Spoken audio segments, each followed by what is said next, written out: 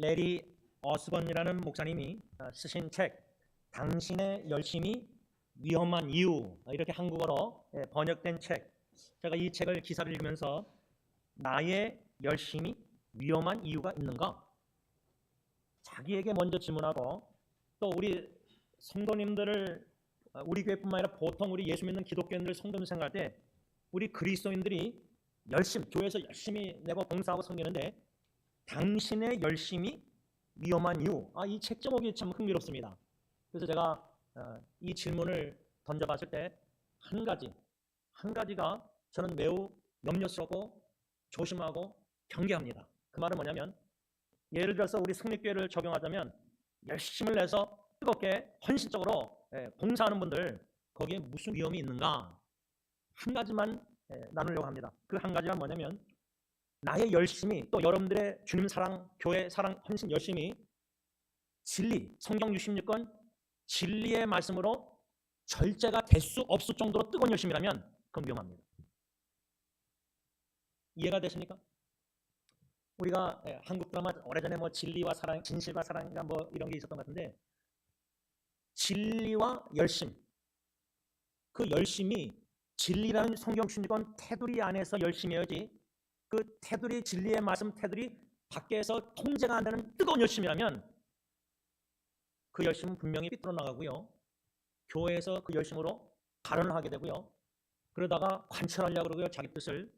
그러다 보면 교회 통일성, 평화를, 화평을 깰 위험이 많다, 저는 생각합니다. 그래서 저는 개인적으로 담임 목사로서 열심을 다 내밀, 우리 성도들이 다 열심을, 주님을 사랑하면 당연히 저절로 열심을 내겠죠. 그런데 만일에 나의 열심이 막 절제가 안 될 정도로 진리의 테두리에 절제되도록 막 뜨거워지면요, 워닝, 허리케인, 이번에 힐러리 경고를 막 일기예보에서 내듯이 뉴스에서 내 양심이, 저 그때 담임 목사님이 내 열심이 위험한 이유라는 책 제목을 얘기했는데, 그 담임 목사님이 내 열심이 진리의 말씀에 통제가, 컨트롤가, 테두리 안 될 정도로 막 뜨거우면은 지켜야 됩니다. 그 말은 봉사를 안 하는 게 낫다는 말입니다. 그때는 절제가 안 되는데 통제 안 되는데 열심을 내서 교회 봉사하면요, 분명히 문제를 일으키게 됩니다. 그래서 저는 그런 통제가 안 되는 열심으로 봉사하는 것보다 열심이 없고 뜨겁지가 않고 그냥 미지근하고 교회를 지금 왔다 갔다 할 정도면 오히려 그게 전 더 낫다고 생각합니다. 왜? 교회 전체의 화평, 하나됨을 안 깨는 게 더 중요하다고 생각합니다. 열심을 안 내서 문제를 안 일으키는 게, 열심을 내서 교회 문제 일으켜서 화평을 깨고 통일성 깨는 것보다 낫다고 저는 생각합니다. 이것은 제 생각입니다. 특별히 그 진리로 절제되지 않는 열심 중에 더 위험한 것은 구체적으로 들어가면 뭐냐면, 진리라고 생각하는데, 내가 믿는데, 확신이 있는데 그 진리가 포장된 거짓말이에요. 거짓. 사탄은요, 포장을 잘해요. 그래서 제가 아직도 잊혀지 않는 게, 한국에서 2년 9개월 살아가면서 어떤 장로님이, 목사님, 우리 한국 기독교인들은 양파 껍데기 막 벗기잖아요. 맵지 않아요, 눈이. 다 벗기면 알맹이가 뭐라 하죠? 유교주의래, 유교 사상이래요. 모르겠어요. 저는 그분이 그렇게 얘기했지만 그게 확실한지 모르겠는데, 여러분, 사탄은 포장을 어느 정도로 잘하냐, 완전 분장하듯이 뭐나 겉으로는 거룩하게 보여요. 저 목사님 너무 거룩하게 보여요. 너무나 겸손하게 보여요. 그런데 가정에서는 전혀 딴판이에요. 그럼 자녀들은, 배우자는 외식하고 위선이다, 히포크리트, 그렇게 얘기하는 거예요. 거짓인데 사탄은 그를 진리로 너무 포장을 잘해서 성도들이 저건 진리다 믿고 확신을 가지고 열심을 낸다. 그게 진짜 위험합니다. 아주 치명적입니다. 그건 저는. 그런데 이건 제 생각이고, 이 레리 오스번 목사님은 당신의 열심이 위험한 이유, 거기에서 크리스찬들의 열정적인 신앙에 뭐가 있느냐? 함정, 트랩, 함정이 있다는 거예요. 함정. 저는 이게 좀 흥미로웠어요. 보통 우리가 크리스찬들이 열정적으로 주님을 찬양하고 경배하고 헌신적으로 섬기고 막 뜨겁고 전도 선교하고 막 뜨거운데, 거기에 이 목사님은 함정, 트랩, 늪이 있다는 거예요. 함정. 그 함정이 뭐냐?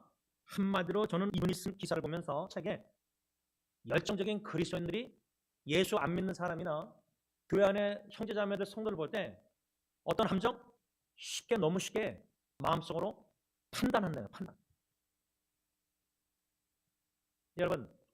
여러분들이 대화하다가 누구 얘기를 들으면은 그 사람에 대해서 머리가 어떻게 돌아가죠? 이 사람이 이럴 거야. 판단. 그러니까 교회 안에서 열정적으로 뜨거운 성도들이 뜨겁지 않고 식은 사람도 저 사람 왜 저렇게 봉사도 안 하지? 저 사람 왜 교회만 들락날락하지? 왜 저 사람은 우리 열심으로 내는 사람 막 봉사하는데 그 봉사 섬김을 대접을 받으면서 왜 저렇게 행동하고 말하지? 저 사람은 이런 사람이야. 규정을 해버린다는 겁니다. 판단해서. 그래서 판단하고 규정해서 이 사람은 항상 이럴 거야 하고 저 사람을 향한 판단 테두리에 그 사람을 가둬버립니다. 그래서 제가 그 연애 결혼 가정 책이나 또 제가 페이스북에 연애 결혼 가정 다친 그룹 그래서 한 80명을 초청해서 거기 연애 결혼 가정에 제가 뭘 얘기했냐면 부부관계에 있어서 당신은 항상 그 모양이야. 그래. 항상이란 단어와 절대 안 변해. 절대 앱솔루트. 항상과 절대라는 단어를 쓰지 말라고 오래전부터 제가 권면했습니다. 그래서 제가 왜 항상 절대란 말을 쓰지 말라고 권면했냐면 저는 저와 제 아내와 부부관계에서도 이걸 실천하려고 노력합니다.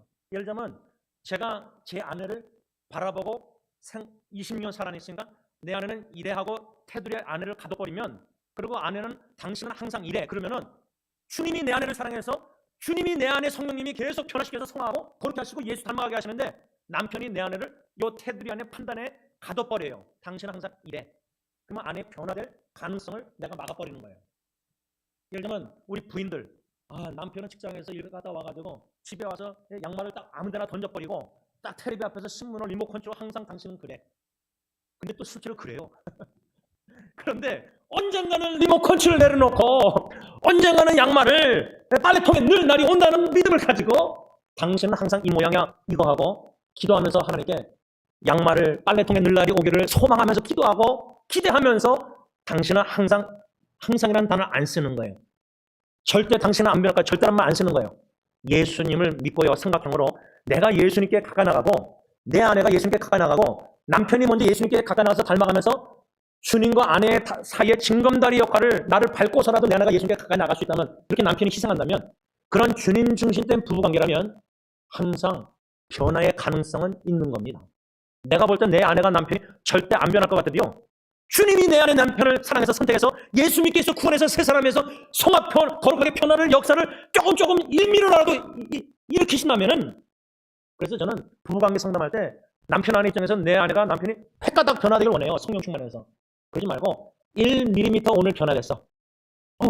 내 남편이 오늘 양말을 오자마자 안 벗고 그래도 신고 있다 10분 있다 벗어서 거실에 던져버려서 그렇게 생각하는 거하고 아유 10분이든 5분이든 그냥 똑같이 변하지 않아. 내 남편 절대 변하지 않아. 항상 그 모양이야. 이런 자세로 남편을 아내를 사랑하는 거하고 다릅니다.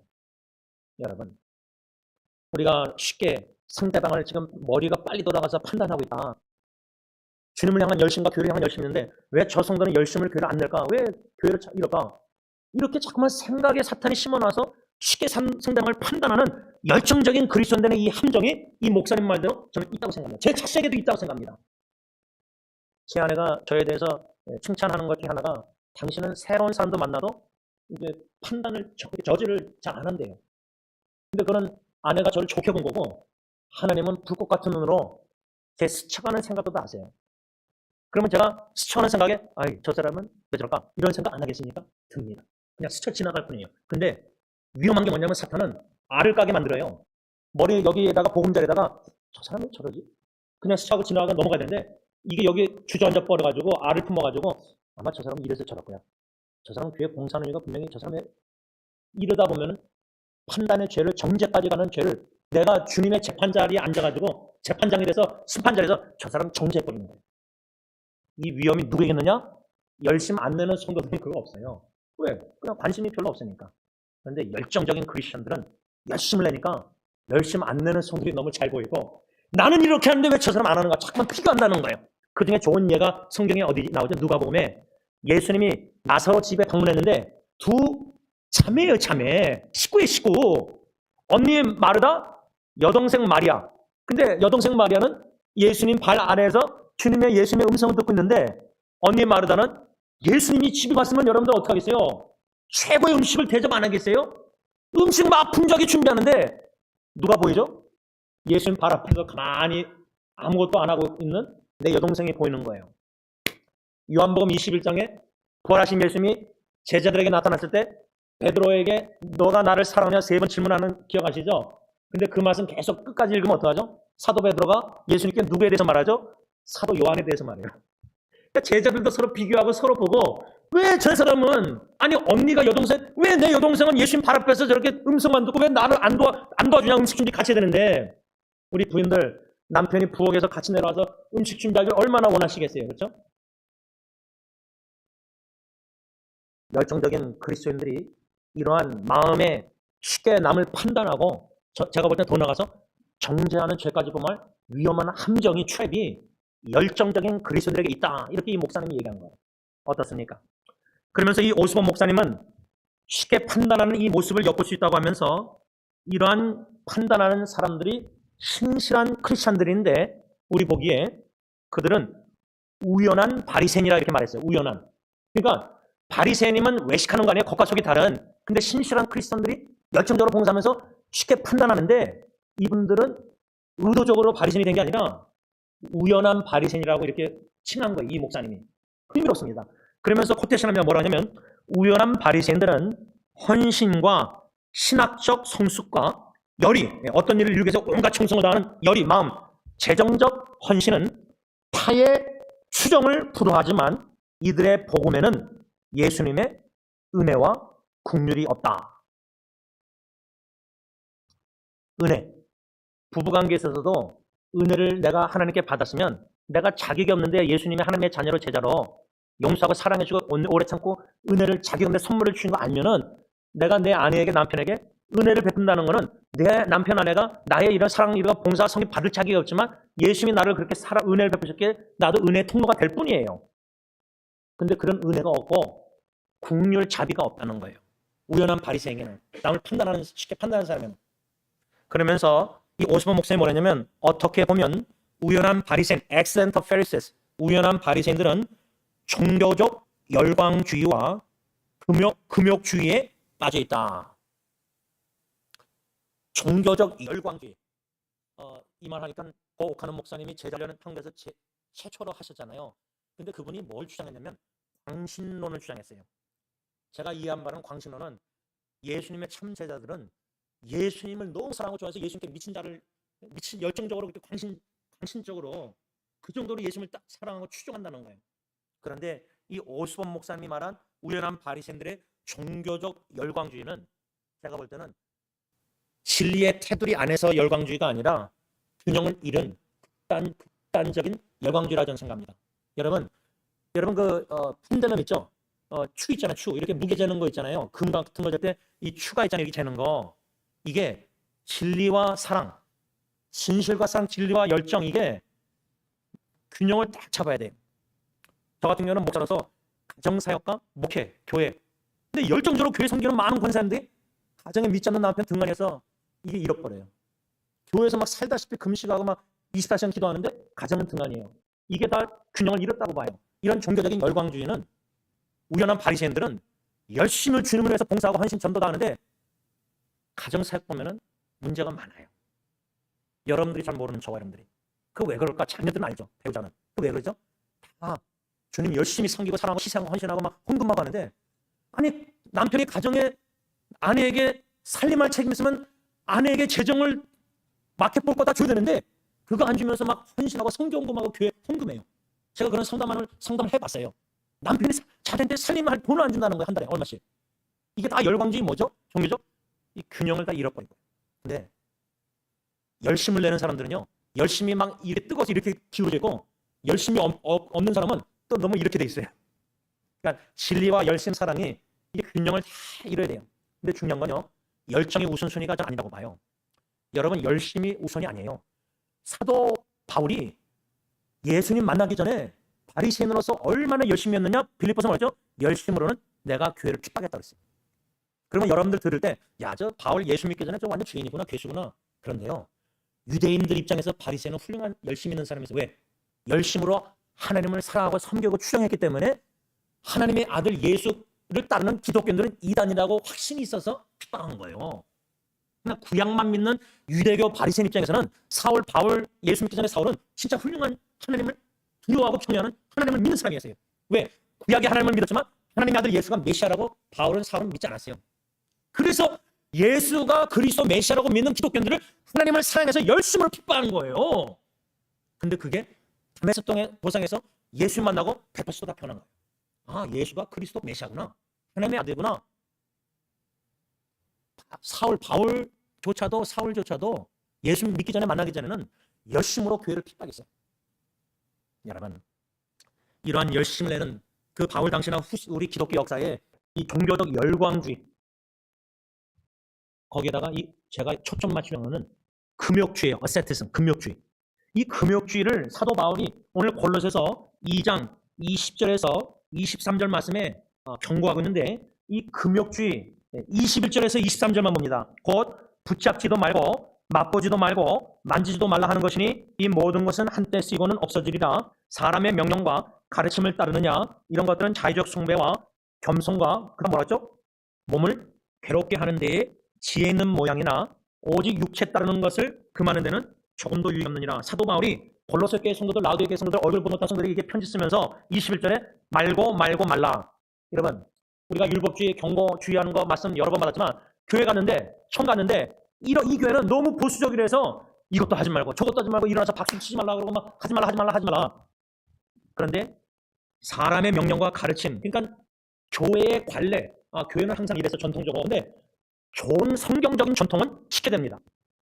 근데 비성경적인 전통은 시대에 따라 변할 수가 있는데, 비본질적인 것, 이거 구분할 수 있는 성경적인 진리, 지식, 지혜가 필요합니다.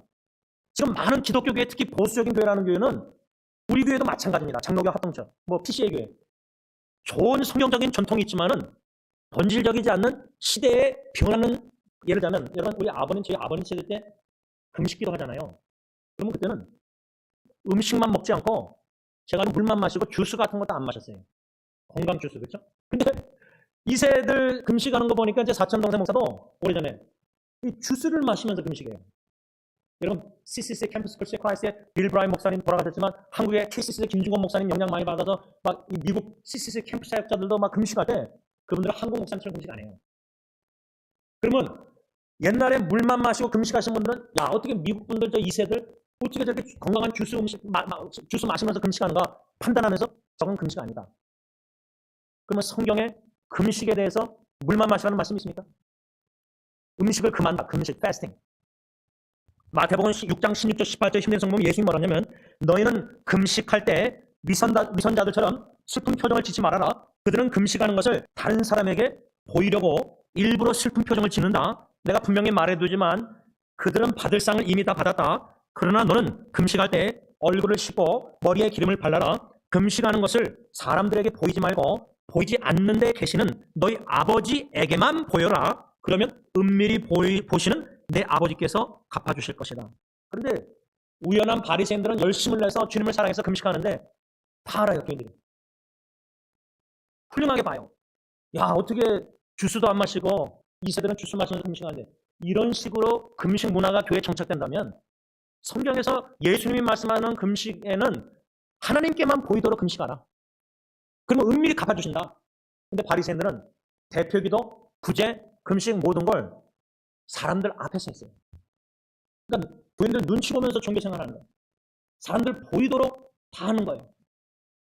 그래서 이 우연한 바리새인 1세기 시대 때, 지금도 마찬가지지만 바리새인 이 위험은 하나님 앞에서 안 해요. 하나님보다 사람들을 더 의식해서 해요. 그래서 자기의 규정과 규례를, 금식이나 모든 구제를 열심히 내는 것을 사람들에게 눈에 보이려고 자꾸만 해요. 그러면 사람들이 보지 않는 가정에서나 은밀한 곳에서는, 교회 앞에서와 혼자 있는 데서는 신앙이 너무 달라요. 겉으로 너무 훌륭하게 보이는데, 신실하게 열심을 내는데, 혼자 있을 때도 그렇게 보일 텐데, 하나님과 나만이 하는 게 뭐죠? 내 생각은 저 사람을 지금 판단하고 정죄해요. 저 사람은 왜 봉사 안 하지? 저 사람은 왜 내가 섬기는 것만 그냥 받아먹지? 저 사람은 손가락도 하나도 안 움직이지 왜? 이미 그런 생각이 든다면 시험에 든 거예요. 그러면 봉사를 내려놓는 게 낫다고 생각해요. 여러분, 말씀을 좀 정리하고자 합니다. 사도 바울이 이 골로새 라우디게 교회 성도들에게 이런 금욕주의, 하지 말라 하면서, 이것은 사람의 명령과 가르침을 따르는 거고 자의적 숭배고 거짓된 겸손이고, 그다음 뭐죠? 몸을 괴롭게 하는 데에 지혜 있다. 지혜 있는 모양이 있는 거예요. 그러니까 이게 뭐냐면, 금욕주의는 자기를 학대하는 거다. 자기 몸을 학대하는 거예요. 근데 그 궁극적인 이유가 뭐냐면, 왜 내 몸을 학대하느냐?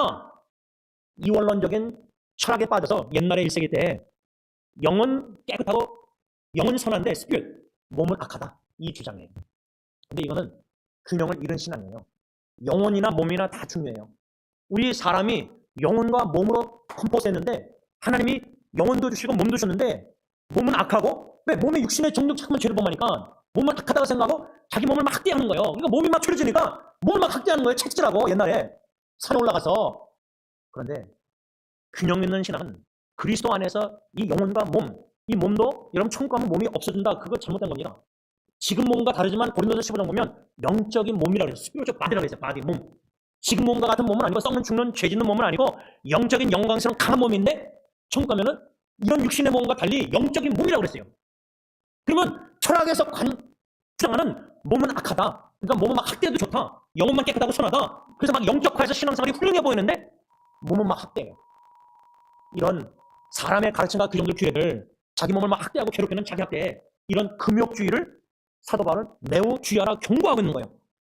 이런 사람의 계명과 가르침에 근거한 이런 금욕주의, 잘못된 신앙생활, 이것이 20절 현대의 성경의 사도 바울은 우리가 이미 그리스도와 함께 죽은 성도들로서 이러한 율법적 규정에 복종하지 말라, 이렇게 사도 바울은 말했어요. 그러니까 지금 우리 기독교, 우리 안에 보수적인 기독교 안에 잘못된 신앙생활 껍데기, 인간이 만든 규정을 따르는 율법주의적인 이런 금욕주의적인 잘못된 신앙생활, 이 껍데기, 이미 그리스도 안에서 우리가 함께 죽고 부활해서 새로운 몸을 입었다면은, 그리스도 안에서 변화되었다면은 이런 금욕주의를 따르지 말라고 경고하는 거예요. 그 대신 우리는 성령의 임하심 따라 그리스도 안에 살고 그리스도를 위하여 살고 그리스도만 바라보면서 참된 변화받은 신자로서 그리스도에 근거한 신앙생활을 올바로 해야 된다는 거예요.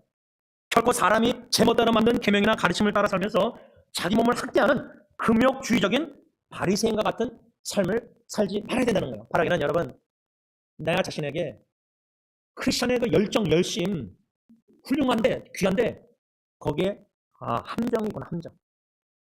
진리의 말씀에 절제될 수 없고 통제될 수 없는 열심이 있어서 막 내가 말하고 행동하는 게 교회에 덕이 안 되고 교회 평화를, 화평을, 연합을 깨는 그런 열심이라면 주님 앞에서 나가서 쿨단해가지고 좀 시켜서 진리의 말씀에 내가 지배를 받아야 돼. 내 감정이 열심히. 그런 가운데 내가 혹여나 남을 속으로 마음으로 판단하고 정죄하고 정말 싫고 시험이 들고 이런 일들이 일어나고 있다면 이 말씀을 통해서 주님의 경고를 받고 원임을 받고 내가 좀 컴다운, 주님 앞에 나가서 홀로 은밀한 방에 가서 교회 사람들 앞에서 이게 아니라 하나님 앞에 나가서 골방에 가서 조용한 시간에 잠잠히 나를 자성찰 말씀에 뒤돌아보는 거예요. 내 열심이 진리의 테두리 안에서 지배를 잘 받고 있는가? 균형 있는 내가 지금 신앙생활을 하는가? 나의 신앙생활이 나의 몸을 막 학대할 정도로 금욕주의에 빠져서 바리새인처럼 사람 앞에서 보이려고, 나타내려고, 드러내려고, 그게 아니라 예수님처럼 골방에 한적한 곳에 가서 내 뜻대로 마옵시고 아버지의 뜻대로 하옵소서 하고 나의 모든 것을 다 내려놓고 포기하고 주님의 뜻이라면 거기에 순종해서 그리스도를 위해서 원하시는 뜻대로 봉사하고 섬기고 열심을 근력해 내서 하나님께 영광 돌리는 저와 여러분들이 될 수 있기를 바랍니다. 기도하겠습니다. 하나님 아버지, 귀한 열심을 우리 성도들에게 주셔서 열심히 묵묵히 주님만 바라보고 어려운 일들이 많은데도 이 모양 저 모양으로 교인들이 다 모르지만 주님은 다 참 이름 없이 빛도 없이 주님을 사랑해서 절제된 진리에 절제된 열심으로 균형 있게 한결같은 신앙으로 주님만 바라보고 주님 앞에 설 때 착하고 충성된 종아 5달란트 2달란트 열매 맺고자 주님만 바라보고 주님 사랑해서 균형 있게 신앙생활 신실하게 한결같이 사시는 성도님들, 참 귀한 성도님들을 우리 승리교회에 보내주셔서 감사합니다. 하나님, 우리 제 자신부터 우리 성도님들에게 참 이 열심히 신실하게 주님을 향해서 봉사하려고 노력하지만 나의 열심에 함정이 있지 않는가를 되돌아보게 하시고 또 영혼과 몸이 다 중요한데 몸은 참 귀하게 여기지 않고 내가 청지로서 내 몸을 잘 관리하고 잘 먹고 운동하고 잘 자서 몸을 주님 앞에 잘 바쳐서 참 이렇게 주님을 섬겨야 되는데 너무나 몸을 학대하듯이 너무나 주님을 열심히 내는 것도 균형 잃은 신앙생활이 아니라 고민하고 씨름하고 하나님의 지혜를 구하고 어떻게 균형 있게 몸과 영혼을 둘 다 잘 사랑해서 연합을 이뤄서 교회의 덕이 되고 나의 열심히 신실한 성김이 교회 전체의 평화를 이루고 교회의 모든 것을 주님의 영광에서 헌신적으로 신실하게 균형 있게 절제된 열심으로 섬기는 우리 성도님들 모두 다 되게 하여 주옵소서. 예수님의 이름으로 감사하며 기도를 올리옵나이다. 아멘. 우리 다 일어나셔서 찬송가 449장 찬양합니다.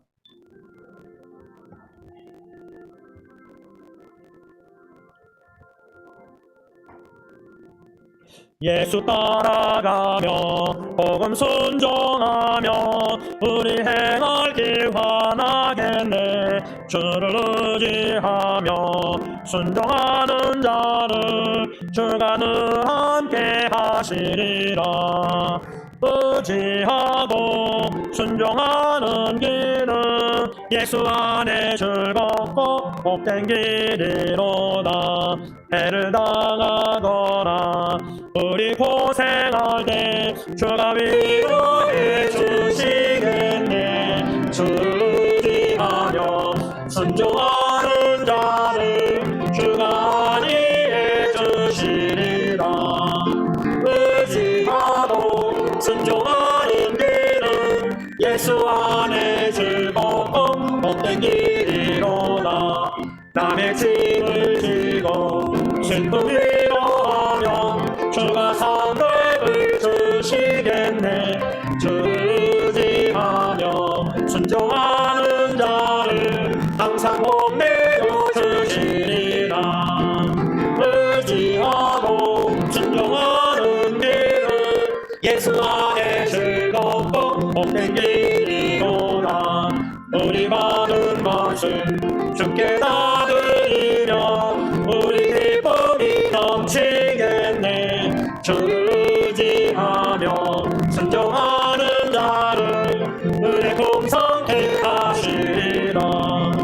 의지하고 순종하는 길은 예수 안에 즐겁고 복된 길이로다. 주를 이리 와서 말씀 잘 배우고 주를 모시고 살아가세. 주를 의지하며 항상 순종하며 주가 사랑해 주시리라. 의지하고 순종하는 길은 예수 안에 즐겁고 복된 길이로다. 이제는 우리의 모든 죄를 십자가에 대신 짊어지시고 아빠 아버지께 버림받으시기까지 우리의 모든 죄를 사하시고 보내주신 주 예수 그리스도의 십자가의 그 은혜와 독생자 예수님조차도 전혀 아끼지 아니하시고 하나님과 원수인들을 아끼시사 우리의 구원을 위하여 독생자를 이 땅에 보내시고 십자가에 버리신 아빠 아버지의 크신 사랑하심과 성령 하나님의 교통하심이 오직 주 예수 그리스도의 십자가의 구원의 사랑과 은혜에 감사 감격 감동하여 살아생전에 오직 주 예수만을 믿음으로 바라보고 주님만을 의지하고 친구 되신 예수님과 동행하며 예수님의 뜻만을 이 땅에 이루어드리기를 간절히 소원하는 모든 예수 그리스도의 참 제자들과 예수의 피로 사신 교회 위에 이제부터 영원토록 함께 있을지어다. 아멘.